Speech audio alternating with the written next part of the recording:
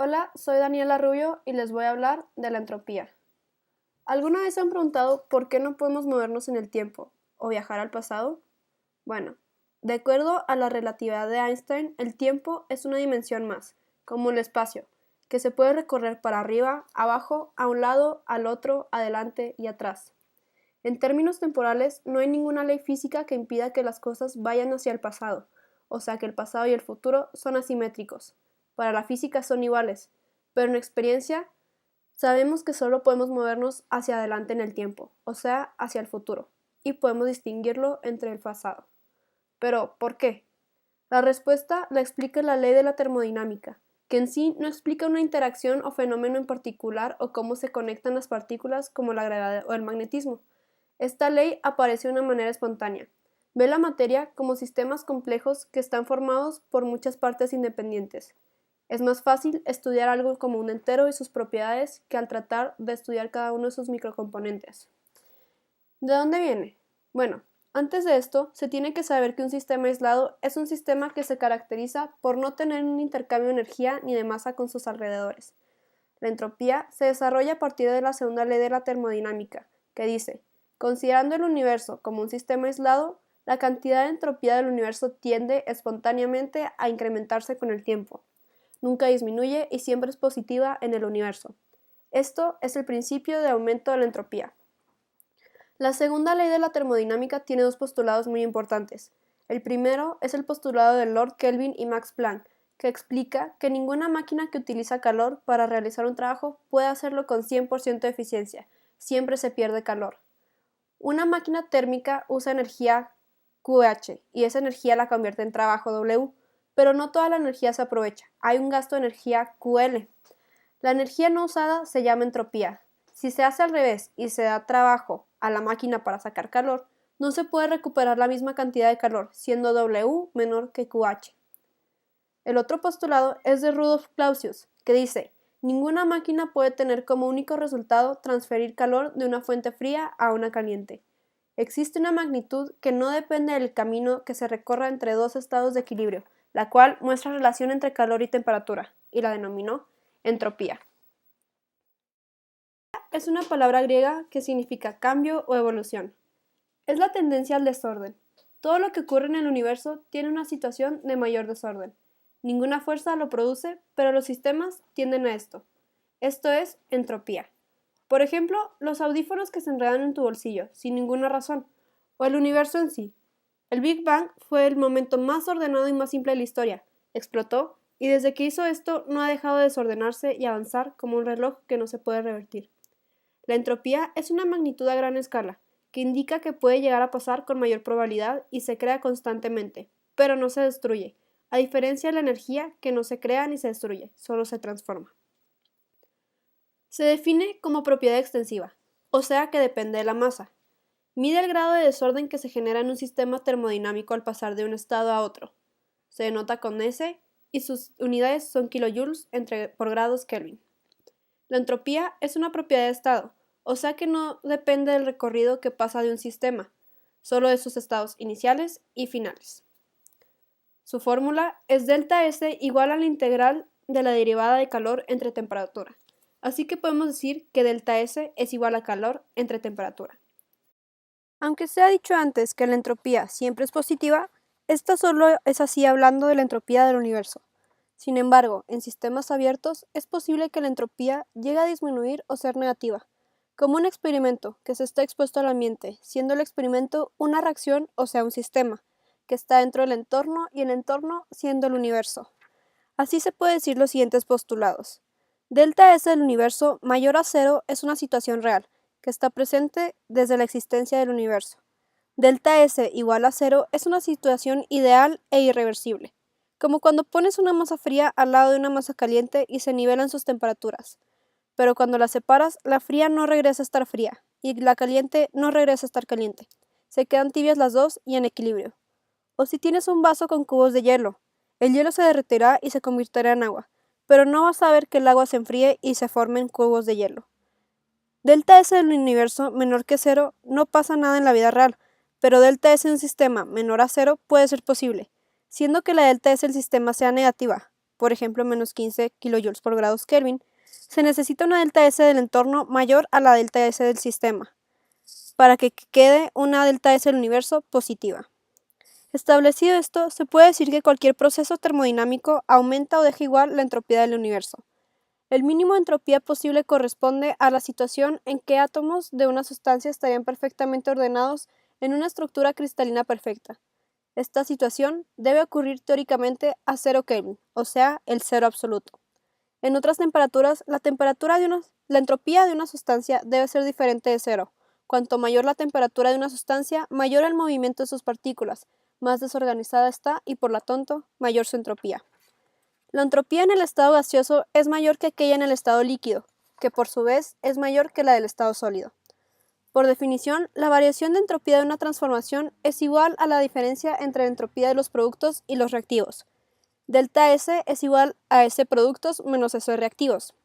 Así, delta S mayor a cero, entonces S de productos mayor a S de reactivos. La transformación ocurre con aumento del desorden del sistema y tiende a ser espontáneo. Si delta S menor a cero, entonces S de productos menor a S reactivos. La transformación ocurre con disminución del desorden del sistema y tiende a ser no espontánea. Si delta S igual a cero, el sistema está en equilibrio y es reversible, pues el calor que el sistema absorbe o desprende es igual al trabajo realizado. Pero esto es una situación ideal, ya que para que esto ocurra, los procesos han de ser extraordinariamente lentos, y esta circunstancia no se da en la naturaleza. Por ejemplo, en la expansión isotérmica de un gas. Considerando el proceso como reversible, todo el calor absorbido del medio se transforma en trabajo, y Q es menos trabajo. Pero en la práctica real el trabajo es menor, ya que hay pérdidas por rozamientos, por lo tanto los procesos son irreversibles. Para llevar al sistema nuevamente a su estado original, hay que aplicarle un trabajo mayor que el producido por el gas, lo que da como resultado una transferencia de calor hacia el entorno, con un aumento de la entropía global. Entonces, cualquier evento acompañado por aumento en la entropía del sistema tiende a suceder de forma espontánea. Una forma de prever si una reacción ocurrirá con aumento o disminución de la entropía es analizando el estado físico de los reactivos y los productos. Durante las reacciones químicas, la libertad de movimiento de los átomos frecuentemente sufre cambios por causa de las alteraciones en la complejidad de las moléculas. Vamos a considerar la reacción representada a continuación. En los reactivos hay 6 átomos formando 2 moléculas, y en los productos esos mismos 6 átomos están combinando formando una molécula. Los 6 átomos divididos entre 2 moléculas permiten un grado mayor de libertad de movimiento que los 6 átomos formando una molécula. Entonces podemos concluir que esa reacción, en el caso de que suceda, ocurrirá con disminución de la entropía. Dos reglas generales pueden ayudar a prever si la entropía en las transformaciones aumenta o disminuye. Sería examinar los estados físicos de los productos y los reactivos y verificar cuando los estados físicos de los reactivos y productos fuesen iguales, el aumento o disminución del número de moléculas luego de la transformación, lo que puede ser hecho comparando la cantidad de materia en moles de los reactivos y de los productos de la reacción, que esto se logra con estequiometría. Cuando la entropía sea máxima en el universo, o sea, cuando exista un equilibrio entre todas las temperaturas y presiones, llegará la muerte térmica del universo, enunciada por Clausius, y el mundo regresará a lo que inició, un sistema ordenado, pero diferente. Entre 1890 y 1900, el físico austríaco Ludwig Boltzmann desarrolló la mecánica estadística, teoría profundamente influenciada por el concepto de la entropía. Una de las teorías termodinámicas estadísticas establece la siguiente relación entre la entropía y la probabilidad termodinámica. S es igual a la constante de Boltzmann por el logaritmo natural del total de microestados en un macroestado. La ecuación asume que todos los microestados tienen la misma probabilidad de aparecer. La teoría estadística permite definir la entropía absoluta de un sistema. La entropía mide tanto la falta de información como la información, así como el desorden y el orden. Coloquialmente, la entropía es el grado de homogeneidad de un sistema y de su orden. Por ejemplo, el lanzar un vaso de cristal al suelo tenderá a romperse y a esparcirse, mientras que jamás será posible que lances trozos de cristal y se construya un vaso por sí solo. Un sistema aislado tiene de estados menos probables a estados más probables. La probabilidad de un estado depende de la cantidad de microestados que representa el macroestado de un sistema. Entre más microestados, mayor la entropía. Dentro de un sistema se encuentran los microestados o sucesos específicos, que forman parte de un macroestado. Su probabilidad es la cantidad de casos favorables entre el número de sucesos totales. Digamos que tenemos dos dados, y se lanza cada uno. Si la cara del dado cae en par, su valor es 0. Si la cara del dado cae en non, su valor es 1. Al lanzar los dos dados y ver las caras, se suman los valores. O sea que si cae par y par, su resultado va a ser 0. Si cae par y non, su resultado va a ser 1. O non y par también será 1. Si cae non y non, su resultado será 2. Ahora, los resultados son lo que llamamos macroestados. En este experimento tenemos 3 macroestados, el igual a 0, igual a 1 e igual a 2. La probabilidad de que el experimento resulte en alguno de los macroestados depende de la cantidad de sucesos específicos que tenga ese macroestado entre la cantidad de sucesos específicos totales. O sea que los macroestados 0 y 2 tienen un cuarto de posibilidad de existir en la realización del experimento, mientras que el macroestado 1 tiene 2/4 de posibilidad de suceder, siendo este el punto de equilibrio. Si hacemos este experimento con más dados y más tiros, empezaremos a notar que el macroestado igual a 1 será más presente que los macroestados igual a 2 y a 0, porque estos últimos son estados ordenados, y estos son escasos fuera de la teoría. Pero la entropía no solo es el desorden de algo, puede llegar a generar el orden. De acuerdo con Ilya Prigogine, la producción de entropía contiene siempre dos elementos dialécticos, un elemento creador de desorden, pero también un elemento creador de orden, y los dos están siempre ligados. Como en una mezcla tipo coloide. Por ejemplo, cuando el agua y el aceite tienden a separarse a pesar de que los estemos agitando. Se separan por su densidad, pero también por el nivel de entropía que tienen diferentes. Se separan solitos. También cuando agitamos naranjas en un cesto. Este se ordena de manera espontánea. De estos casos se deduce el concepto de fuerza entrópica o interacción. Ahora hagamos un experimento. En 3 vasos con aguas a diferentes temperaturas, fría, temperatura ambiente y caliente, vamos a meter una pastilla efervescente para observar cómo se comportan sus moléculas. Se puede notar que el vaso con agua fría tiene una reacción menor al vaso con agua tibia, o sea que sus moléculas no están tan desordenadas como las del agua tibia. Por otro lado, el vaso con agua caliente tuvo una reacción mucho mayor que sus moléculas que las del vaso con agua a temperatura ambiente, demostrando así cómo el cambio en la temperatura afecta la entropía de algún sistema. Entre más energía o calor se le agrega a un sistema, mayor desorden tendrá y mayor será su entropía. Esta última foto es como quedan los vasos con agua después de un rato. Como se pueden dar cuenta, el caliente ya no tiene tanto movimiento. ¿Pero por qué es esto? Bueno, porque este vaso duró muchísimo menos tiempo en deshacerse o consumir la pastilla efervescente. Así que sus moléculas ya están regresando a tener menos entropía, a estar más en orden. La entropía también está en la industria. Lo que busca la industria es poder transformar materia prima en productos creando la menor entropía posible, para que así se aproveche más la energía y haya menos gasto. Por ejemplo, en una refinería petrolera. Como el petróleo como tal no tiene uso alguno, este se tiene que refinar para poder sacar sus fracciones que sí podemos usar. El petróleo se fracciona aplicándole calor, haciendo así que sus diferentes fracciones se evaporen a diferentes tiempos por sus diferentes puntos de ebullición. Esta es la fase de vaporización. Después de la fase de vaporización, viene la fase líquida, en la que se usa reflujos de hidrocarburos.